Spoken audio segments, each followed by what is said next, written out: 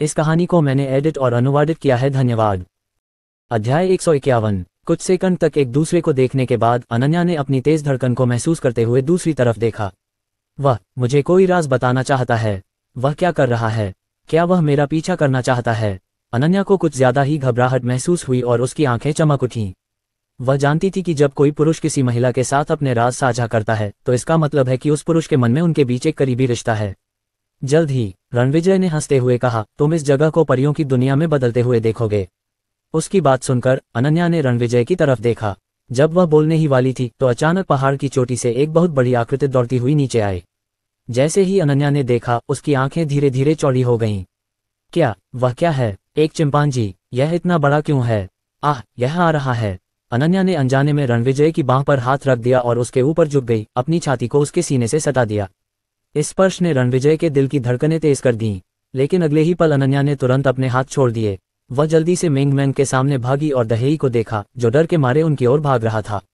ओह माँ, मिंगमैन के रास्ते से हट जाओ, दहेई मुझे लेने आ रहा है। मिंगमैन जल्दी से अनन्या से दूर भाग गया। जो कुछ हुआ उसे देखकर अनन्या हैरान रह गई। दहेई, क्या हुआ? जब वह बेहोश हो गई तो रणविजय उसके पास आया, उसकी पीठ थपथपाए और कहा, चिंता मत करो, इसका नाम दहेई है। ये यहाँ का बटलर है और यह हेई का भाई है, साथ ही लिटिल हेई भी है। ओह, अनन्या चौंक गई। उसने अपने सामने के दृश्य को एक चमकदार नजर से देखा। हालांकि विशाल चिंपांजी को मिंगमैन के साथ सावधानी से खेलते हुए देखने के बाद अनन्या ने राहत की सांस ली। अनन्या ने रणविजय के हाथ को अपनी पीठ पर तब तक महसूस नहीं किया जब तक वह शांत नहीं हो गई और तुरंत ही जिन जगहों को छुआ गया था वे गर्म हो गईं। वह जल्दी से एक कदम आगे बढ़ी, रणविजय की ओर आंखें घुमाए और शर्म से बोली, कौन डर रहा है? ये सब तुम्हारा दोष है। तुमने मुझे पहले से नहीं बताया कि यहाँ एक चिंपांजी है, बदमाश। तुमने पूछा नहीं। रणविजय अवाक रह गया। तुम मुझे क्यों नहीं बताती जबकि मैं तुमसे नहीं पूछता? मुझे लगता है कि तुमने ये जानबूझकर किया है। तुम मेरे साथ मेजबान की तरह व्यवहार नहीं करती। जैसे ही अनन्या ने बोलना समाप्त किया, उसका चेहरा अचानक लाल हो गया और उसने अपना सिर रणविजय से दूर कर लिया। रणविजय उस पल दंग रह गया जब उसने उसकी शर्म देखी और उसका दिल तेजी से धड़कने लगा।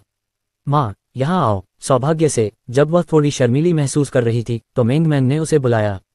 अनन्या मिंगमैन के पास चली गई। रणविजय ने उसके पीछे पीछे मुस्कुराते हुए कहा, ऐसा लग रहा था कि वह और अनन्या मिंगमैन के साथ मिलकर एक परिवार की तरह बन गए हैं। माँ, आपने अभी तक दहेई को नहीं देखा है। ओह बड़ी हेई, यह मेरी सबसे खूबसूरत माँ है। उसका अभिवादन करो, मिंगमैन ने गंभीरता से कहा, दहेई की ओर देखते हुए।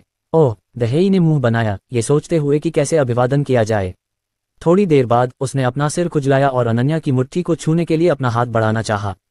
हालांकि अपनी हथेली पर तेल को देखते हुए उसने जल्दी से हाथ वापस खींच लिया और उसे अपने बालों पर रगड़ा। फिर उसने अपना हाथ फिर से अनन्या की ओर बढ़ाया। यह क्या कर रहा है? अनन्या थोड़ी देर के लिए लड़खड़ा गई। ओह मामा, तुम बहुत बेवकूफ हो। बस अपने हाथ से दहेई की मुट्ठी को इस तरह से छुओ। मिंगमैन की दोनों छोटी मुट्ठियां एक दूसरे से कई बार टकराईं। अनन्या समझ गई। उसने मुस्कुराते हुए अपनी मुट्ठी आगे बढ़ाई और दहेई की बड़ी मुट्ठी को छुआ। चूंकि दहेई ने खुद पर जोर नहीं डाला, इसलिए उसकी मुट्ठी काफी नरम थी।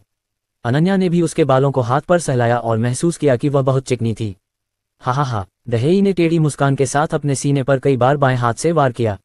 वाह वाह वाह, वह बहुत खुश था। बड़े हेई, इस बार तुम मेरी मामा को देख रहे हो। क्या मेरी मामा सुंदर हैं? मिंगमैन ने बचकानी आवाज में पूछा। छोटे हेई ने आखिरकार सामने आने का मौका पा लिया। उसने बार बार अपना सिर हिलाया, एक छोटे से पंखे की तरह अभिनय किया। जबकि दहेई पहले तो हैरान रह गया। वाह, वह एक पल के लिए अनन्या को ध्यान से देखता रहा, जैसे वह गंभीरता से सोच रहा हो, और बुदबुदाया। हालांकि वह इस विचार से हैरान था, फिर भी उसने अपने दिल की बात मानते हुए अपना सिर हिलाया। उसने सोचा, वह सुंदर नहीं है और बहुत पतली है और मादा गोरिल्ला जितनी आकर्षक नहीं है। ओह, अनन्या और मिंगमैन एक साथ चकित थे। अनन्या को उम्मीद नहीं थी कि दहेई ने अपना सिर हिलाया। इसका क्या मतलब था? क्या उसे नहीं लगा कि वह सुंदर है? मिंगमैन ने मुंह बनाया, अपने हाथों को अपने कूल्हों पर रखा और गुस्से से कहा, बड़ी हेई, तुम्हारा क्या मतलब है? क्या तुम्हें नहीं लगता कि मेरी माँ सुंदर नहीं है? तुमने अपना सिर क्यों हिलाया? वाह वाह वाह। जिस क्षण दहेई ने उसकी बात सुनी, उसने जल्दी से हाथ मिलाया, सिर हिलाया और उसे अंगूठा दिखाने के लिए अपना हाथ आगे बढ़ाया। बहुत देर हो चुकी है। अनन्या ने अपनी आंखें घुमाईं। उसने महसूस किया कि दहेई ने उसके चेहरे पर अनिच्छा से ऐसा बिल्कुल नहीं सोचा था। हालांकि दहेई की सौंदर्य संबंधी प्रशंसा निश्चित रूप से लोगों से अलग थी। ओह, ये ठीक लगता है। दहेई के सिर हिलाने पर मिंगमैन संतुष्ट हो गई, इसलिए उसने निर्देश दिया, दहेई, ओह ऊंचा फेंको। ओह, दहेई ने जवाब दिया और नीचे झुकी, अपने हाथों को मिंगमैन की ओर बढ़ाया। हालांकि जैसे ही उसकी हथेलियां मिंगमैन के सामने पहुंची, वह छटपटाई और 2 कदम पीछे भागी।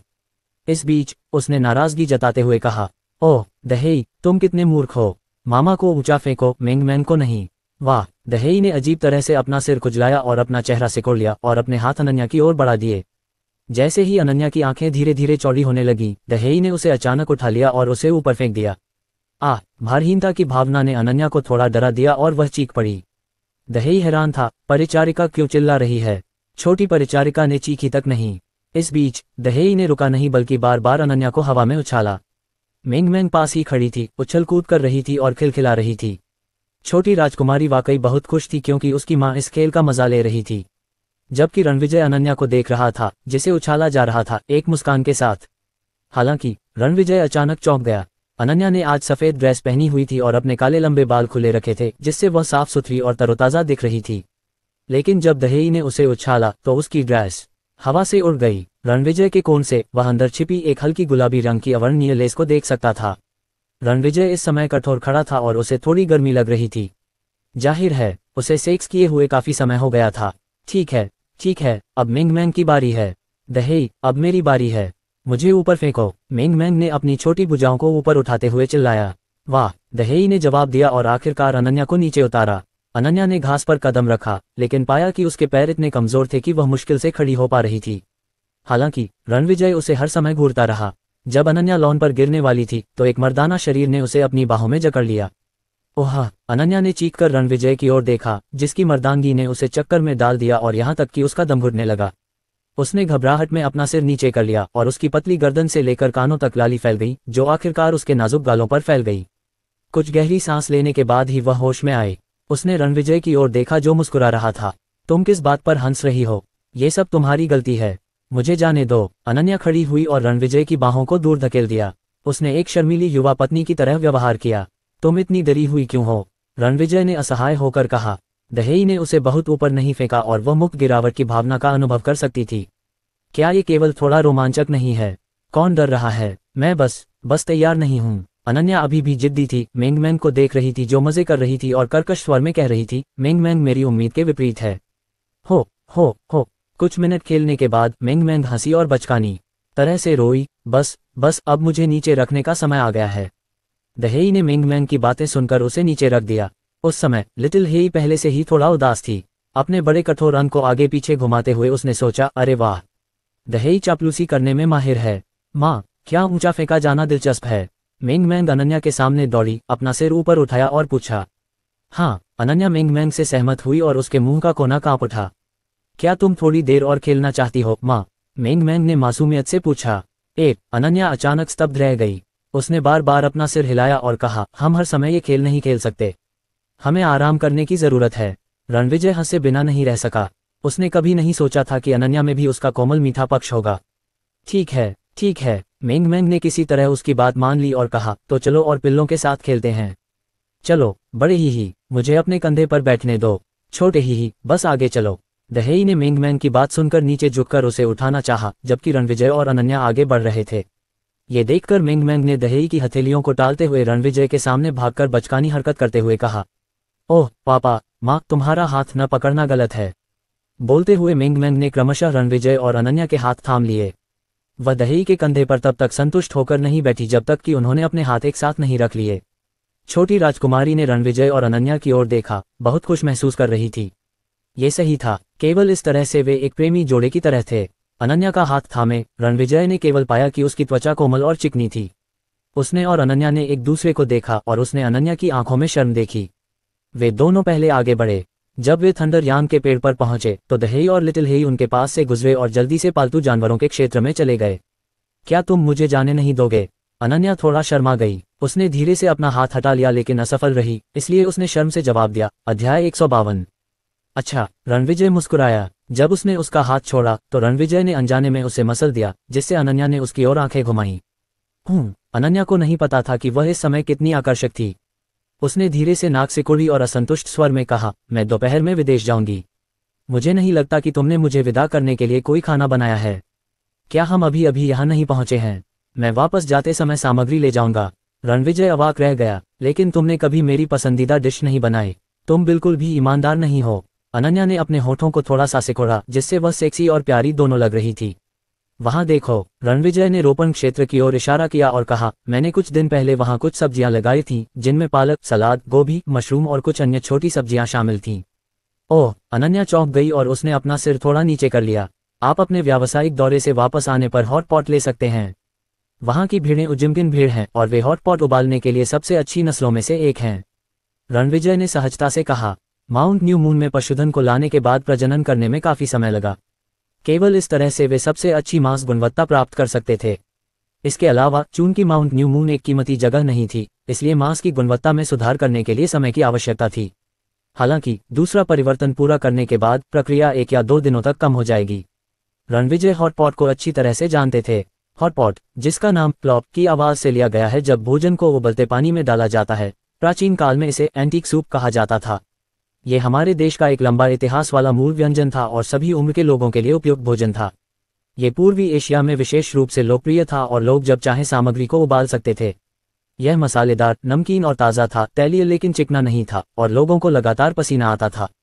हॉटपॉट बनाने के लिए आमतौर पर कई तरह के मांस, समुद्री भोजन, सब्जियां, बीन उत्पाद, मशरूम, अंडे के उत्पाद आदि होते थे, जिन्हें उबले हुए साफ पानी या विशेष स्टॉक में पकाकर खाया जा सकता था। कभी कभी इन सामग्रियों को मसालों के साथ परोसा जाता था। अनन्या को चोंगकिंग हॉटपॉट पसंद था, जो चीन में प्रसिद्ध था और एक संस्कृति के रूप में माना जाता था। इसे कैटल ट्रिप हॉटपॉट या स्पाइसी हॉटपॉट भी कहा जा सकता है और इसकी मुख्य सामग्री में बीफ ट्रिप, डक इंटेस्टाइन आदि शामिल थे। कैटल ट्रिप में ब्लैक ट्रिप और व्हाइट ट्रिप शामिल थे। इसे कुछ सेकंड में पकाया गया और इसका स्वाद चबाने योग्य और कोमल दोनों था। रणविजय की बातें सुनकर अनन्या थोड़ा कांप उठी। जब उसने बहुत देर बाद अपना सिर उठाया तो वह हमेशा की तरह ठंडी थी, लेकिन उसकी आंखें गर्मजोशी और भावनाओं से भरी हुई थीं। ये पता चला कि उसे मेरी परवाह थी। खुशी का समय वाकई उड़ गया और जल्द ही दोपहर हो गई। हमें वापस जाना चाहिए। रणविजय ने कुछ सामग्री ली, जिसमें कई आलू, कुछ खीरे और टमाटर थे। अनन्या ने अभी अभी टमाटर खाया था। वह इस तरह के हरे फलों और सब्जियों को लेकर वाकई सहज थी। चूंकि वह टमाटर के मीठे स्वाद की तारीफ कर रही थी, इसलिए मिंगमैन ने भी आधे से भी कम टमाटर खाया। खाते समय अनन्या ने सहजता से कहा, मुझे याद है कि एक तरह का बहुत छोटा परसिमन होता है जो बहुत स्वादिष्ट होता है। उसके शब्दों ने मिंगमैन को याद दिलाया, जिसने अपने छोटे हाथों को हिलाते हुए कहा, ये सही है। परसिमन लाल या पीला होता है। पापा, मिंगमैन को भी ये बहुत पसंद है। ठीक है, पापा कुछ दिनों में तुम्हारे और तुम्हारी माँ के लिए कुछ लगाएंगे, ठीक है? रणविजय ने मुस्कुराते हुए जवाब दिया। बहुत बढ़िया, मवाह मवाह मवाह। यह माउंट न्यू मून में एक छोटा सा एपिसोड था। दोपहर को रेस्टोरेंट में वापस आने के बाद रणविजय ने ब्रेज्ड चिकन, मसालेदार और खट्टे आलू, लहसुन की चटनी के साथ खीरा और टमाटर का सलाद बनाया। लहसुन की चटनी के साथ खीरा रेस्टोरेंट में सबसे आम व्यंजन था। माउंट न्यू मून में उगाए गए खीरे बेहद ताज़े थे और लोगों के बीच बहुत लोकप्रिय थे। हालांकि ब्रेज्ड चिकन ने लियांग मेंकी और अन्य सदस्यों को आश्चर्यचकित कर दिया। सभी ने कुछ खाया और खुशी से भर गए। ओह, ये ब्रेज्ड चिकन बहुत सुगंधित है। सैन हुआन के देशी मुर्गे इतने सुगंधित कैसे हो सकते हैं? बढ़िया। हर बार जब पियर्सन रेस्तरां में भोजन का आनंद लेता था तो वह भावुक होकर आहें भरता था। उसने जो किया, उससे पास की सफेद मेज पर खाना खा रहे लोग दुखी हो गए। वे उसे डांटना चाहते थे। रणविजय, अनन्या, मिंगमैन और जो फी भी दूसरी मंजिल पर एक भरपूर दोपहर के भोजन का आनंद ले रहे थे। भोजन की शुरुआत में रणविजय ने सबसे पहले मिंगमैन के कटोरे में एक चिकन विंग रखा और मिंगमैन ने उसे सीधे अपनी छोटी हथेलियों से चबाने के लिए लिया। दोपहर के भोजन के बीच में रणविजय ने मिंगमैन के कटोरे में एक और विंग रखा। अच्छा, ये चिकन विंग मामा के लिए है। मिंगमैन ने सीधे विंग के ऊपरी हिस्से को पकड़ा और अनन्या के कटोरे में डाल दिया। मिंगमैन को ऐसा करने की जरूरत नहीं है। मेरे लिए अन्य मांस खाना ही काफी है, इसलिए खाओ। हालांकि अनन्या को भी चिकन विंग बहुत पसंद थे, फिर भी उसने उसे मिंगमैन के कटोरे में डाल दिया। उसने जो कुछ भी किया वह सब प्यार की वजह से था। अरे हाँ, नहीं माँ, तुम्हें एक खाना चाहिए। माँ को भी चिकन विंग खाना चाहिए।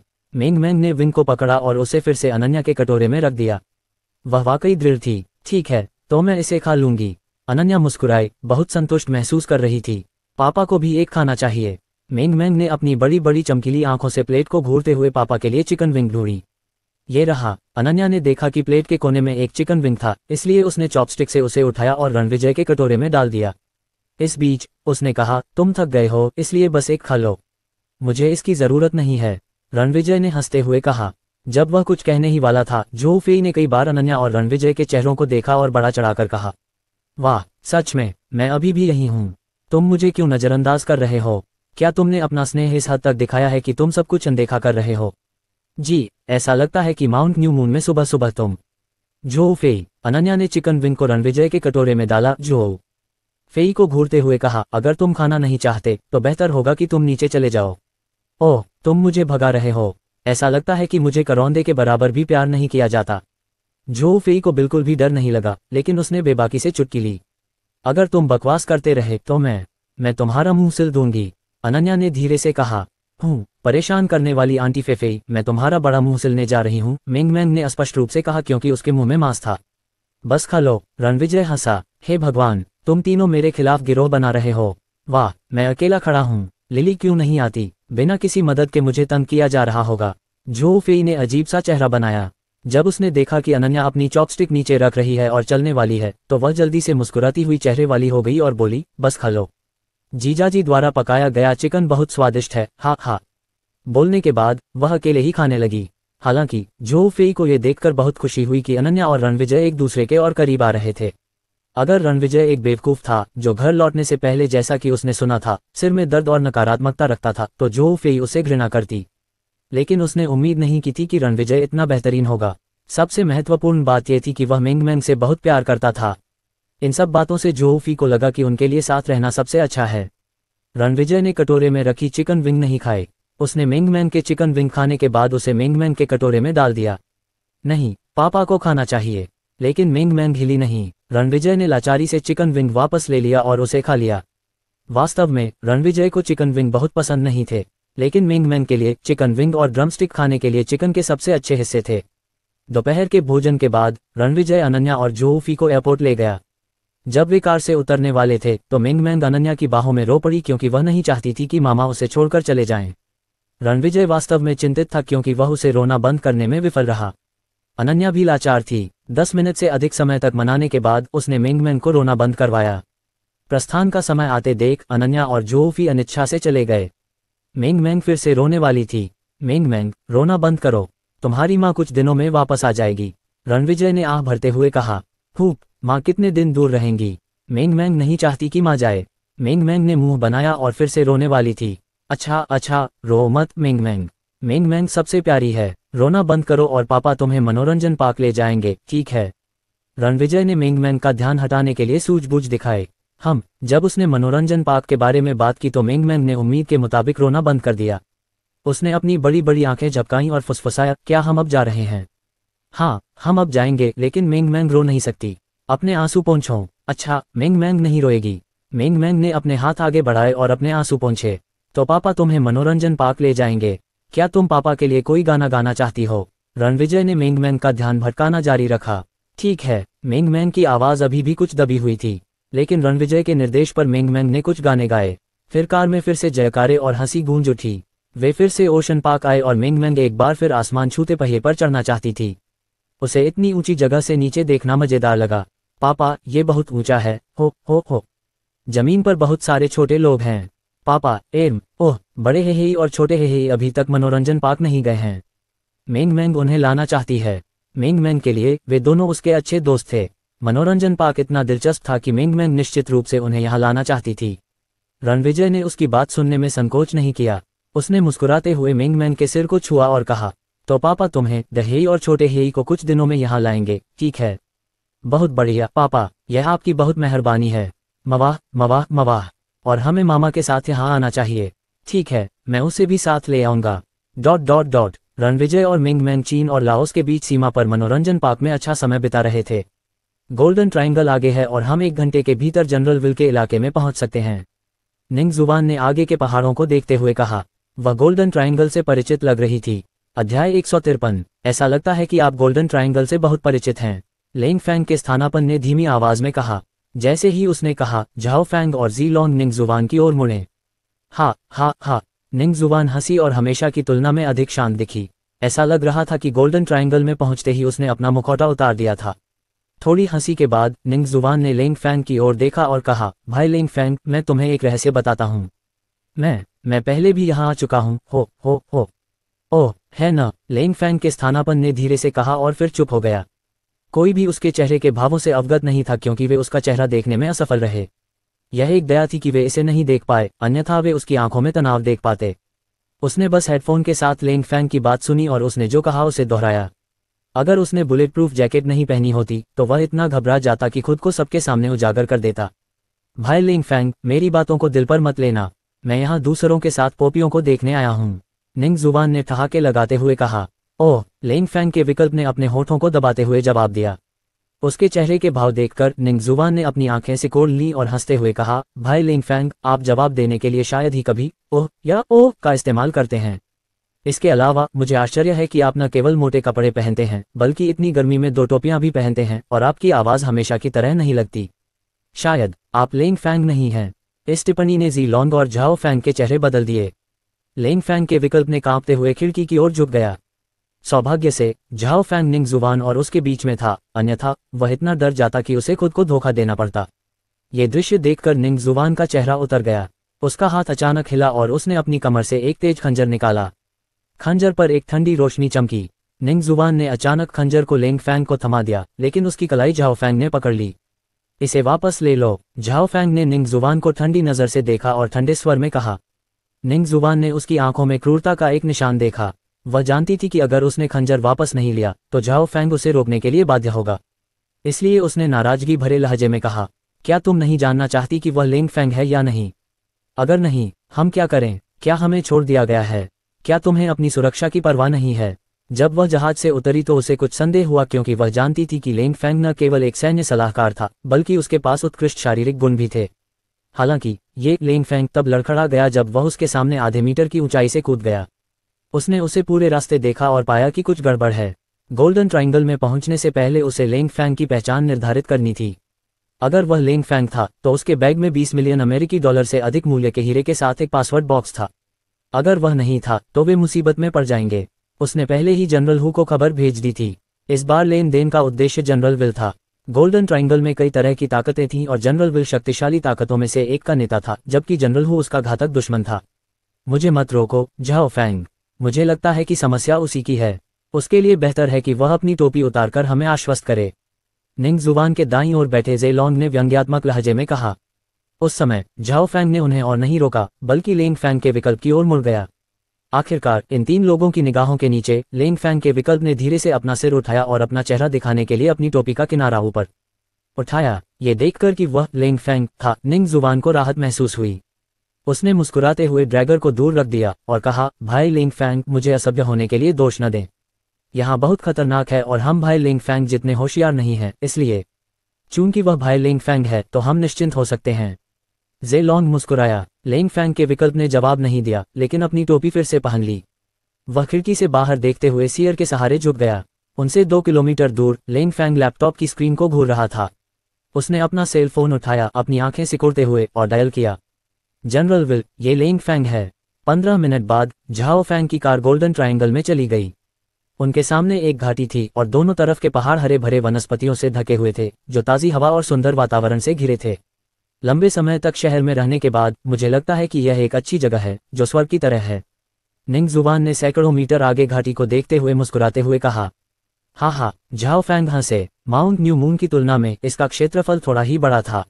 आसपास के वातावरण, हवा और इतने पर विचार करते हुए Mount New Moon Zhao Fang द्वारा देखी गई सबसे खूबसूरत जगह थी। हालांकि झाओ फैंग अचानक ठहाके लगाने के बाद दंग रह गया। उसे लगा कि आगे कुछ गड़बड़ है। शायद ये बहुत शांत था। एक पूर्व विशेष सैनिक के रूप में अनुभव और अंतर्ज्ञान ने उन्हें याद दिलाया कि आगे कुछ संकट आने वाले हैं। जब काफिला घाटी में घुसा और केंद्र में पहुंचा तो झाओ फैंग ने चुपके से अपनी कमर पर एक हाथ रखा, जहां उसने अपनी बंदूक लगा रखी थी। इस बीच झाओ फैंग ने घाटी के दोनों किनारों को बड़ी सतर्कता से देखा। अचानक उसकी पुतलियां सिकुड़ गईं। धमाका धमाका, काफिले के चारों ओर बम अचानक आग और धुएं के साथ फट गए, जिससे काफिला आगे बढ़ने में बाधा उत्पन्न हुई। यह एक घात है। दुश्मन हमला कर रहे हैं। इन कारों में 20 से अधिक लोग थे और उन्होंने लगातार बंदूकें निकालीं। जब वे विरोध करने वाले थे तो गोलियों की बौछार हो गई। केंद्र में झाओ फैंग की कार के अलावा आगे और पीछे की 4 कारें भी क्षतिग्रस्त हो गईं। कुछ गोलियां कारों के बॉडी पर लगीं, कुछ खिड़कियां टूट गईं और बेशक कुछ गोलियां कारों के अंदर बैठे लोगों को लगीं। 10 सेकंड के भीतर 1 दर्जन से ज्यादा लोगों को गोली लग गई। दूसरे लोग या तो कारों से बाहर भाग गए या फिर आगे बढ़ने के लिए गाड़ियों को स्टॉप कर दिया। उस समय अफरा तफरी मच गई। चलाओ, आगे बढ़ाओ, झाओ फैंग ने ड्राइवर को आवाज लगाई, जो पहले से ही डरा हुआ था। झाओ फैंग की बातें सुनकर उसने अफरा तफरी में गियर लगा दिया। जैसे ही उसने एक्सीलेटर पर पैर रखा, दूर से एक साफ और तेज गोली की आवाज आई। पफ। पहली टूटने की आवाज मुख्य ड्राइवर की खिड़की के कारण आई थी और दूसरी गड़गड़ाहट ड्राइवर को गोली लगने के कारण थी। एक स्नाइपर। झाओ फैंग का चेहरा बदल गया। ठीक उसी पल वह मुख्य कैब की ओर भागा, दरवाजा खोला और ड्राइवर को नीचे गिरा दिया। फिर उसने जल्दी से दरवाजा बंद किया, कार स्टार्ट की और आगे बढ़ गया। इस बीच उसने ड्राइवर की कुर्सी को नीचे धकेल दिया, खुद को दरवाजे के पीछे छिपा लिया और 2 मिनट तक पागलों की तरह गाड़ी चलाता रहा। दुश्मन के हमले के बाद 5 में से केवल 2 कारें बची थीं। क्या बकवास है, गोल्डन ट्रायंगल में प्रवेश करते ही हम पर हमला क्यों किया गया? ज़ेलोंग ने घूर कर देखा और भयभीत होकर रोया। उसे लगा कि वह खतरे से बाहर है, लेकिन जैसे ही उसने बोलना समाप्त किया, जोर से आवाज के साथ ज़ेलोंग ने पीछे देखा और देखा कि घाटी के दोनों ओर जंगल से मोटोक्रॉस एक के बाद एक उनका पीछा कर रहे थे। भाड़ में जाओ, जल्दी करो, जल्दी करो, ज़ेलोंग ने चीख मारी। चिल्लाओ मत, झाओ फैंग ने अपनी भौहें उठाईं और कहा, मत भूलो कि बाहर एक स्नाइपर है।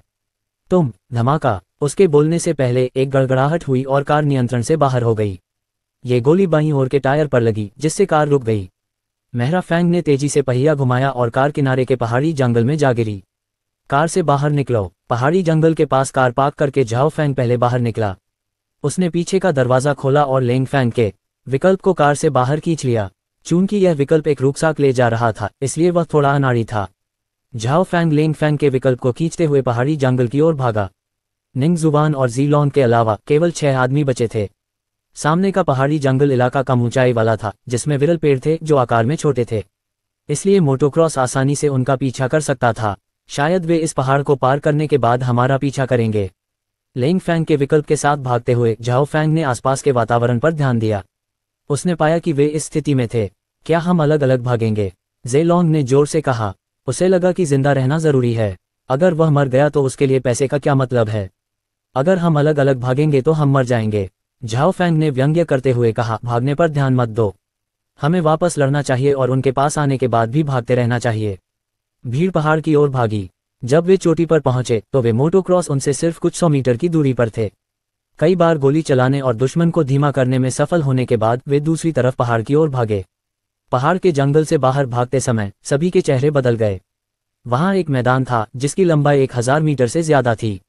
उन्हें पूरी रफ्तार से पूरे इलाके को पार करने में 4 मिनट से ज्यादा का समय लगा। अनुमान लगाया गया कि मोटरसाइकिल चलाने वाले इन 4 मिनटों में 4 बार उनसे आगे निकल सकते हैं। हम क्या करें? कहाँ भागें? लानत है। ज़ेलोंग चिंतित और पसीने से लथपथ था। भागो, झाओ फैंग ने चिल्लाया और आगे की ओर भागने लगा। इसलिए भीड़ पागलों की तरह भागी। 1 मिनट बाद पीछे की तरफ से 30 से ज्यादा मोटरसाइकिलें फ्लैट पर पहुंच गईं।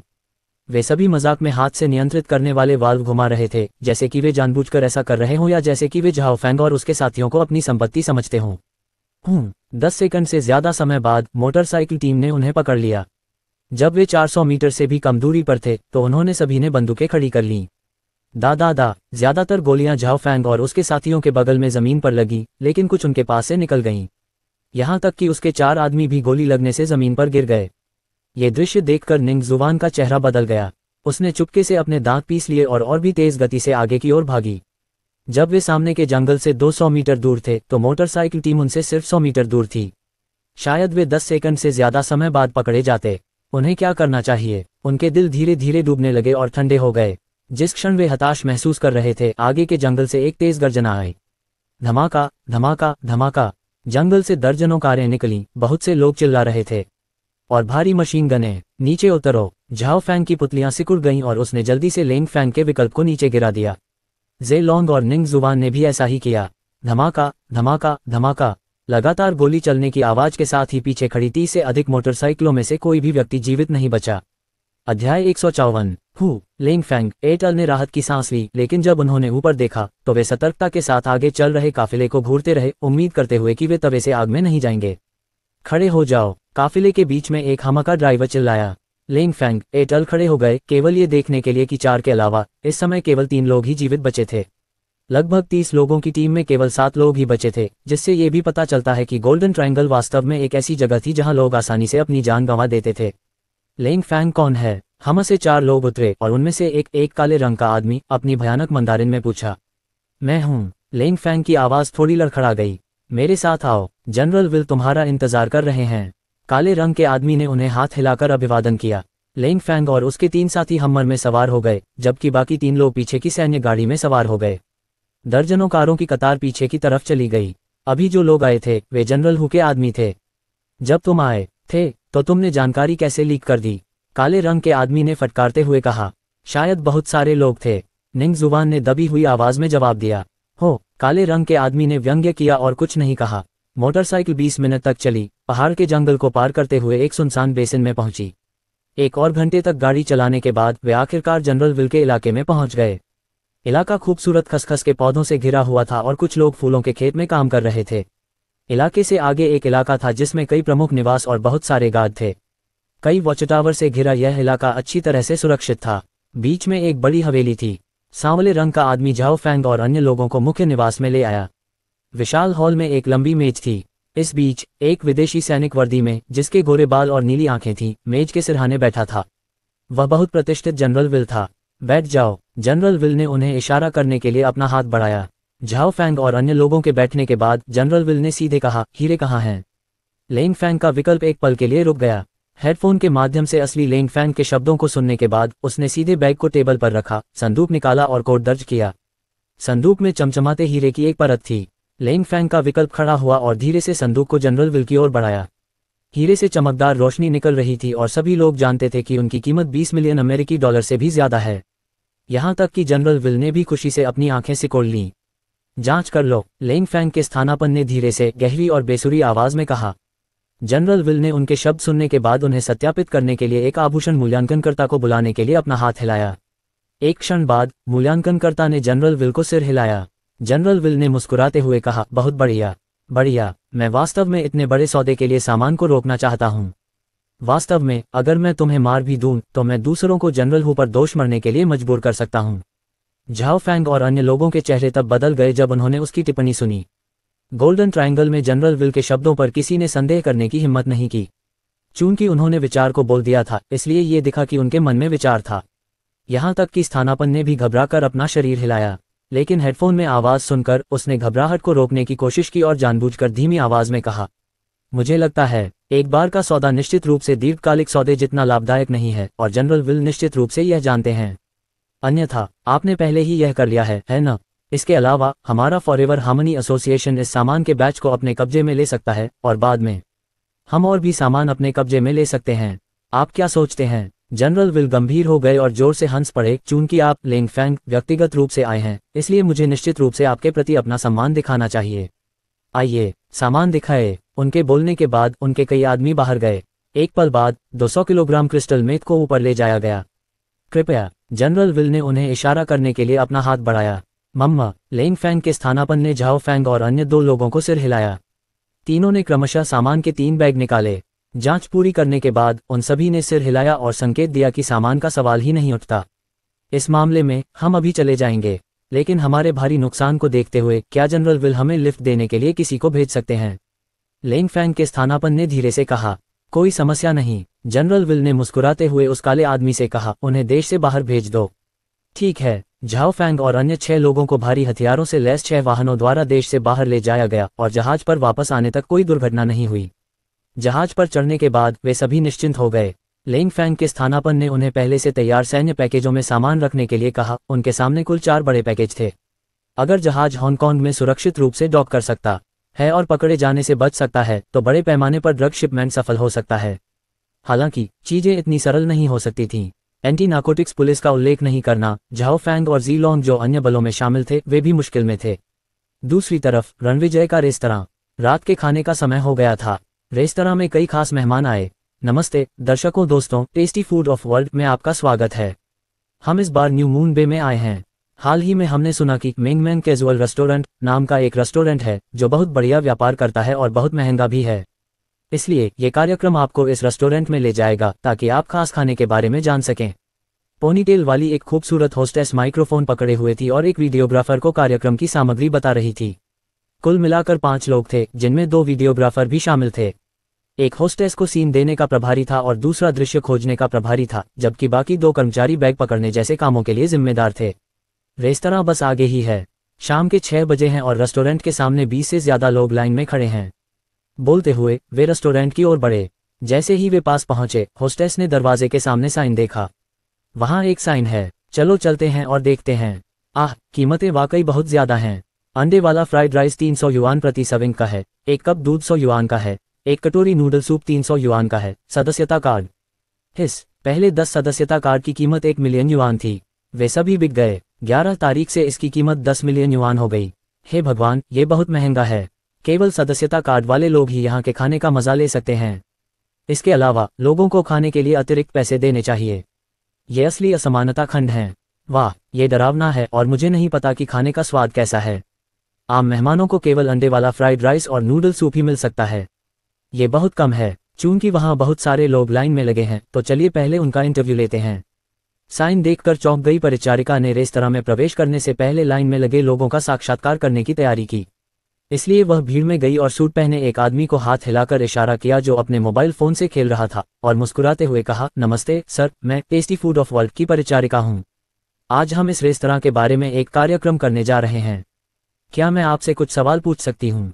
जरूर। क्या मैं पूछ सकती हूँ कि आपको यहाँ कतार में लगने में कितना समय लगेगा? परिचारिका ने पूछा। मैं आज पहले आई हूँ और लगभग 40 मिनट में मेरी बारी आएगी। 40 मिनट? कितना लंबा समय है। बिल्कुल नहीं। वह आदमी इस स्थिति का आदी था, इसलिए उसने कहा, मुझे आमतौर पर 1 घंटे से ज्यादा इंतजार करना पड़ता है। क्या? परिचारिका ने अपने होंठ सिकोड़े और कहा, क्या इस रेस्तरां का खाना इतना स्वादिष्ट है कि आप 1 घंटे तक इंतजार करने को तैयार हैं? ये बहुत बढ़िया है। इस रेस्टोरेंट में खाना मेरे जन्म के बाद से अब तक का सबसे बढ़िया खाना है। ये कितना बड़ा चढ़ाकर बताया गया है। परिचारिका की आवाज थोड़ी संदिग्ध थी। क्या मैंने कुछ ज्यादा ही कह दिया? बिल्कुल नहीं, इसे चखने के बाद आपको पता चल जाएगा, उस आदमी ने हंसते हुए जवाब दिया। उस समय आसपास के दूसरे लोग भी कहने लगे, यहाँ का खाना चखने के बाद ही पता चलेगा कि असली अंडा फ्राइड राइस और असली नूडल सूप क्या है। यहाँ का खाना किसी भी 3 सितारा रेस्टोरेंट या 5 सितारा होटल से 100 गुना बेहतर है। उद्धरण चिन्ह उद्धरण चिन्ह। इस रेस्टोरेंट में खाने की कीमतों के बारे में आप क्या सोचते हैं? क्या वे थोड़ी ज्यादा हैं? परिचारिका ने पूछा। बिल्कुल। दूसरे रेस्टोरेंट के अंडा फ्राइड राइस की कीमत सिर्फ 20 युआन प्रति सर्विंग है, जबकि यह रेस्टोरेंट 300 युआन लेता है। लेकिन असल में यह अपनी फीस के लायक है। भाई, तुम गलत हो। मेरे हिसाब से मैं इसे 3000 युआन की कीमत पर भी स्वीकार करता हूँ, क्योंकि बॉस दयालु है। वह चाहता है कि हम सभी को अंडा फ्राइड राइस और नूडल सूप मिले, इसलिए इसकी कीमत बहुत ज्यादा है। मुझे भी नहीं लगता कि यह महंगा है, हालांकि मेरे पास ज्यादा पैसे नहीं हैं। ओह, मैं अपने जीवन को बेहतर बनाने के लिए 2 दिन में सिर्फ 1 बार ही खा सकता हूँ। उनकी टिप्पणियों ने परिचारिका को चौंका दिया, जिसने यह उम्मीद नहीं की थी कि वे इस रेस्तरां के बारे में बहुत अच्छा सोचते हैं। धरती पर वापस आकर परिचारिका ने मुस्कुराते हुए कहा, लगता है कि यहाँ का खाना बहुत स्वादिष्ट है। वैसे सदस्यों का क्या हुआ? क्या पहले 10 सदस्यता कार्ड बिक चुके हैं, हालांकि वे इतने महंगे हैं? क्या ये संभव है कि इन्हें अंदरूनी लोगों ने खरीदा हो? अंदरूनी लोगों? उस आदमी ने थोड़ा भौहें सिकुड़ी और अप्रिय ढंग से कहा, इस रेस्टोरेंट को अपने पूर्वाग्रहों के आधार पर मत आंकिए, जिसके आधार पर आपने दूसरे रेस्टोरेंट को आंका है। हमने 10 सदस्यों को कार्ड खरीदते देखा है। ये सही है। एक और महिला ने नाक सिकोड़ते हुए कहा, यहाँ के सभी सदस्य अमीर हैं। उन्होंने कार्ड के लिए पैसे दिए हैं। किसी भी बात पर संदेह न करें। बेहतर होगा कि आप यहाँ का खाना चखने के बाद ही कोई टिप्पणी करें। ठीक है, मैं सिर्फ अनुमान लगा रही हूँ। बुरा मत मानना। परिचारिका थोड़ी शर्मिंदा दिखी और उसने साक्षात्कार बंद कर दिया।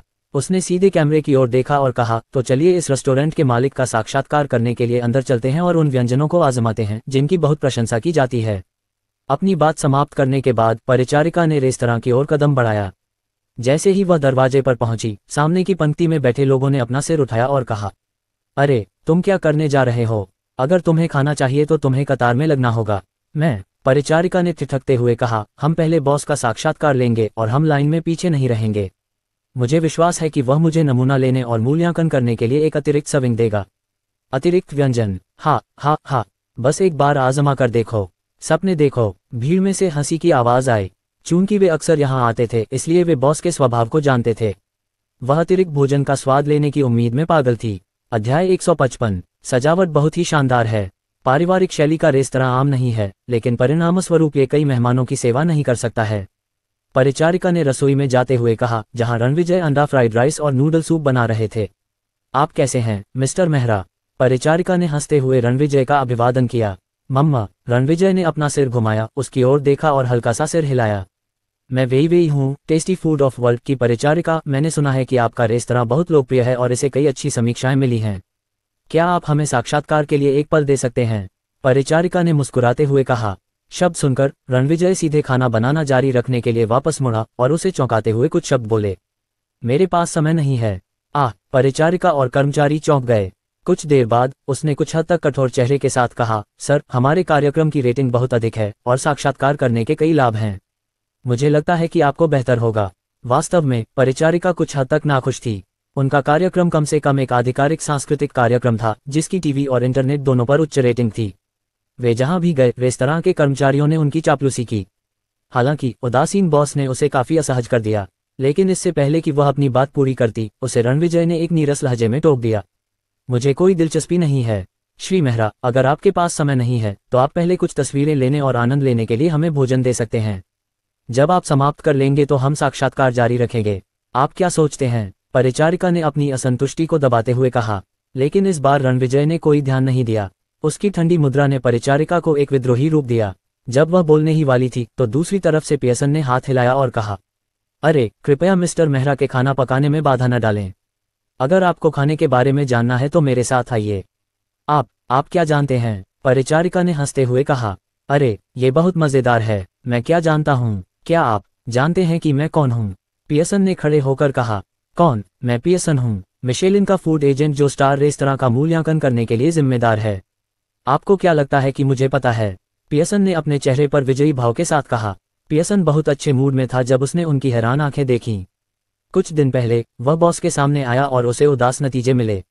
बॉस ने इसकी परवाह भी नहीं की, लेकिन बाहरी लोगों के सामने उसकी स्थिति का बहुत महत्व था। सच में आप मिशेलिन फूड एजेंट हैं? क्या आप अपनी पहचान सत्यापित कर सकते हैं? उत्सुक परिचारिका जल्दी से आए और कैमरामैन को पियर्सन का वीडियो टेप करने के लिए इशारा किया। अच्छी तरह से देखो। पियर्सन हल्के से मुस्कुराया, अपनी कुर्सी पर वापस बैठ गया और लापरवाही से अपनी जेब से अपना बटुआ निकाला। उसने एक कार्य कार्ड निकाला और परिचारिका को सौंप दिया। यह सच है। परिचारिका की आंखें थोड़ी चौड़ी हो गईं और वह आश्चर्यचकित हो गई। उसे उम्मीद नहीं थी कि भीड़ में ऐसा कोई खाद्य समीक्षक होगा। उसने ईमानदारी से कार्य कार्ड वापस दे दिया। बस मुझसे पूछो कि क्या तुम यहाँ के भोजन के बारे में जानना चाहते हो? पियर्सन ने अपना हाथ सीधे हिलाया। ठीक है, कृपया मुझे तुम्हारा साक्षात्कार करने दो। परिचारिका मुस्कुराई। रुको। पियर्सन का चेहरा गंभीर हो गया और उन्होंने कहा, मुझे वीडियो से पहले एक बयान देना है। सबसे पहले, ये साक्षात्कार केवल मेरी व्यक्तिगत राय और सुझाव है। दूसरे, मिशेलिन के न्याय के लिए मैं इस रेस्तरां को रेट नहीं करूंगा। मैं इस रेस्तरां का सिर्फ एक वफादार प्रशंसक हूं और मुझे भोजन का मूल्यांकन पता है। ठीक है, हम श्री पियर्सन की पेशेवर नैतिकता और व्यावसायिकता पर विश्वास करते हैं। क्या आप इस रेस्तरां का समग्र मूल्यांकन दे सकते हैं? परिचारिका ने सवाल पूछना शुरू किया। मेरा मूल्यांकन यह है कि रेस्तरां का वातावरण, विशिष्टताएं और वातावरण मिशेलिन स्टार मानकों को पूरा नहीं करते हैं, लेकिन यहाँ का भोजन 3 सितारा मिशेलिन रेस्तरां से बेहतर है। इसका मतलब यह है कि इसका भोजन मेरे द्वारा अनुभव किए गए सभी 3 सितारा मिशेलिन रेस्तरां से बेहतर है। बेशक यह अफसोस की बात है कि यह रेस्तरां पे नहीं देता है। पियर्सन ने सीधे चेहरे से कहा। ओह, रेस्तरां का आपका मूल्यांकन बहुत प्रासंगिक है और इसके भोजन का बहुत उच्च मूल्यांकन दिया गया है। मुझे आश्चर्य है कि क्या आप यहाँ की विशेषताओं का विशेष रूप से मूल्यांकन कर सकते हैं। मुझे खेद है, लेकिन यदि आप विशिष्टताओं के बारे में बात करना चाहते हैं तो मैं आपको विवरण नहीं दे सकता। पियर्सन ने अपना सिर थोड़ा हिलाया, फिर से मुस्कुराया और कहा, क्योंकि यहाँ हर तरह का भोजन सबसे विशिष्ट है, यहाँ तक कि एक साधारण खीरा या टमाटर भी लोगों को इसे खाने के लिए मजबूर कर सकता है। परिचारिका मुस्कुराई। ये पहली बार था जब उसे इस तरह का मूल्यांकन मिला था और यह एक मिशेलिन खाद्य एजेंट द्वारा किया गया था। यह उसे अविश्वसनीय लगा। हालांकि आखिरकार वह कार्यक्रम रिकॉर्ड कर रही थी, इसलिए उसने अपना मूड ठीक किया और मुस्कुराए और कहा, क्या आप अंडे के तले हुए चावल जैसे भोजन पर टिप्पणी कर सकते हैं? तो मैं आपसे इस बारे में बात करूंगा। पियर्सन ने अपनी आवाज़ साफ की और कहा, क्या आप जानते हैं कि यहाँ का खाना महंगा क्यों है? सिर्फ इसलिए नहीं कि खाना स्वादिष्ट है, बल्कि इसलिए भी कि यहाँ की सामग्री वाकई बहुत बढ़िया है। भले ही आपको पहले ये महंगा लगा हो, लेकिन मेरे शब्दों के बाद आपको पता चल जाएगा कि खाना वाकई बहुत सस्ता है। सबसे पहले, यहाँ का चावल दाहुआक्सियांग नंबर 2 है, जो बिल्कुल नई किस्म का है। मैंने पहचान के लिए खास तौर पर कुछ चावल लिए हैं। नतीजे बताते हैं कि सफ़ेद चावल के एक हिस्से में 70% पानी, 30% स्टार्च, 5% प्रोटीन और 0.3% वसा है। यह अनुपात सुनहरे अनुपात जैसा है। यहाँ के चावल को चावलों का राजा कहा जा सकता है। इस बीच चावल में अन्य सूक्ष्म पोषक तत्व सामान्य चावल की तुलना में 5 गुना अधिक हैं। शायद आपको इसका मतलब न पता हो। मैं बस इतना बता दूं कि इस रेस्टोरेंट में मिलने वाला चावल दुनिया में सबसे अच्छा है। कोई प्रतिस्पर्धी नहीं है। ये शब्द स्पष्ट रूप से प्रसारित किए जा सकते हैं। अगर उद्योग में किसी की राय अलग है तो कृपया आकर इसकी पुष्टि करें। मैं, आप। पियर्सन के शब्द इतने जटिल लग रहे थे कि परिचारिका एक पल के लिए हैरान रह गई और उसे समझ में नहीं आया कि क्या जवाब दे। उसने अपना दिमाग साफ किया और पूछा, सर, क्या आप यहाँ के स्वादिष्ट भोजन के बारे में बता सकते हैं? ये भोजन का मूल्यांकन है। हमें इतने विस्तृत विश्लेषण की आवश्यकता नहीं है। क्या यह मूल्यांकन नहीं है? पियर्सन ने असहाय भाव प्रकट करते हुए कहा, तो मैं इसे और सरलता से कहूँ। यहाँ के खाद्य पदार्थ मैंने अब तक देखे गए सबसे अच्छे हैं। केवल अच्छे पदार्थ ही पौष्टिक भोजन ला सकते हैं। क्या आप समझे? पौष्टिकता को अलग रखते हुए यहाँ के भोजन में सुगंध है। ये किस हद तक सुगंधित है? उदाहरण के लिए अंडे के तले हुए चावल का एक हिस्सा लें। चावल की शुद्ध सुगंध आपको मदहोश कर देती है। आप इसमें अंडे की समृद्ध सुगंध की कल्पना नहीं कर सकते। अंडे के तले हुए चावल का एक साधारण हिस्सा। पियर्सन के लंबे भाषण ने परिचारिका और कर्मचारियों को लार टपकाने और भूख लगने पर मजबूर कर दिया। लेकिन आखिरकार उन्हें लाइन में लगना पड़ा। लगभग 8 बजे तक उन्हें भोजन का आनंद नहीं मिला। केवल सुनना बेकार था। इसे खाने के बाद उन्हें एहसास हुआ कि इसका स्वाद वास्तव में लोगों को उड़ने जैसा महसूस कराता है। भोजन समाप्त करने के बाद परिचारिका ने एक बात तय की, वह कार्यक्रम को यथासंभव बेहतरीन तरीके से संपादित करेगी ताकि इस तरह के स्वादिष्ट भोजन को बनाए रखा जा सके। रात के खाने के बाद रेस्तरां में शांति बहाल हो गई। काजल और ली अन्ना, जो यहाँ भोजन करने आए थे, ने रेस्तरां के अंदर और बाहर की सफाई करने के लिए स्वयं आगे आए। जब वे साफ सफाई कर रहे थे तो मिंगमैन पियानो बजाने के लिए जोर जोर से चिल्ला रहा था। बेशक रणविजय मना नहीं करेगा और मिंगमैन को पियानो पर पकड़ लेगा। पापा, मिंगमैन इस बार खुद इसे बजाना चाहता है। मिंगमैन ट्विंकल ट्विंकल लिटिल स्टार बजा सकता है। मिंगमैन ने गंभीर चेहरे के साथ कहा, फिर अपने छोटे हाथ को पियानो पर दबाया और अपरिपक्व स्वर में साथ में गाया, ट्विंकल ट्विंकल लिटिल स्टार। गाने के बाद मिंगमैन रणविजय की बाहों में सिमट गई और बोली, पापा, मैं लेट इट गो गाना चाहती हूँ। तो पापा आपके लिए पियानो संगत बजाएं। रणविजय ने हंसते हुए कहा, जरूर। इसलिए छोटी राजकुमारी के तैयार होने के बाद रणविजय ने पियानो संगत बजाना शुरू किया। रणविजय ने पहले सिर्फ ये गाना सुना था और इसकी पियानो संगत नहीं सुनी थी, लेकिन उसके दिमाग में कविता थी और चूंकि उसे पियानो बजाने का इतने सालों का अभ्यास था, इसलिए उसने एक बेहतरीन और बेहतरीन पियानो संगत तैयार की। बेशक सबसे महत्वपूर्ण बात मिंगमैन का गायन था। हालांकि अपरिपक्व, लेकिन इसमें एक अनूठा स्वाद था और सुनने में बेहद सुखद था। जाने दो, अब और नहीं रोक सकता। मिंगमैन को अनन्या की शानदार शक्ल और स्वर्गीय आवाज के साथ साथ उसका सौम्य चरित्र भी विरासत में मिला था, जिससे रणविजय बार बार आहें भरते हुए कहते थे, सिर्फ एक कान ही मेरे जैसा था। थोड़ा कम लगता है। हालांकि रणविजय ये भी जानते थे कि अगर मिंगमैन खुद जैसा दिखता है तो एक लड़की के लिए ये थोड़ा भयानक होगा। जैसे जैसे मिंगमैन का गायन आगे बढ़ा, ली अन्ना, जिसने इसे पहली बार सुना था, ने धीरे धीरे अपना बर्तन नीचे रखा और मिंगमैन को अचंभित आंखों से देखा। गीत समाप्त होने के बाद अन्ना ने प्रशंसा में अपने हाथों से ताली बजाना शुरू कर दिया। मिंगमैन वास्तव में अच्छा गाता है। बड़े भाई रणविजय पियानो बजा सकते हैं। वाह, यह अद्भुत है। बड़े भाई रणविजय, आप इतने महान क्यों हैं? ये वास्तव में अहम। ली अन्ना, बहुत हो गया। हमेशा ऐसी चापलूसी वाली बातें मत करो। काजल ने उसे घूरते हुए कहा। ये चापलूसी नहीं है, बड़े भाई रणविजय महान हैं। ली अन्ना ने चमकती आंखों से अपना सिर हिलाया। काजल असहाय थी। उसका विश्वासपात्र एक लड़के जैसा पागल था। कितना कष्टप्रद। हालांकि तारीफ सुनकर मिंगमैन ने एक प्यारी आवाज में कहा, मेरे पापा बहुत बढ़िया हैं। हाँ, बहुत बढ़िया, बहुत बढ़िया, ओह बहुत सुंदर। ली अन्ना ने हंसते हुए कहा। ओह, मिंगमैन ली अन्ना की अभिव्यक्ति से चौंक गई। उसकी बड़ी बड़ी चमकती हुई आंखें इधर उधर देखती रहीं कि कहीं ली अन्ना को पापा पर क्रश तो नहीं है। हालांकि ली अन्ना ने रणविजय से कोई अंतरंगता नहीं दिखाए और नहीं, मैं तुमसे बहुत प्यार करती हूँ जैसी बातें कहीं। इससे छोटी राजकुमारी को सुरक्षित महसूस हुआ, इसलिए उसने अपनी आंखें हटा लीं और धीरे से गुनगुनाया, मम्मा, मेरे पापा सबसे अद्भुत हैं। हाँ, ये देखकर काजल ने हंसी उड़ाई। सफाई करने के बाद काजल ने जल्दी से ली अन्ना को दूर खींच लिया और घर के रास्ते में उसे एक और अपरिहार्य भाषण दिया। रात में जब अनन्या अनुपस्थित थी, छोटी राजकुमारी बड़े बिस्तर पर चढ़ गई, रणविजय की बाहों में समा गई, रणविजय की कहानी सुनी और शांति से सो गई। ... सुबह के 3 बजे सूरज अभी तक नहीं निकला था और क्षितिज ने अभी अभी थोड़ी रोशनी छोड़ी थी। एक मध्यम आकार की नौक धीरे धीरे न्यू मून बे के पास हांगकांग के पानी में पहुंची। ये झाओ फैंग और अन्य लोगों का जहाज था जो मादक पदार्थों की तस्करी से लौटे थे।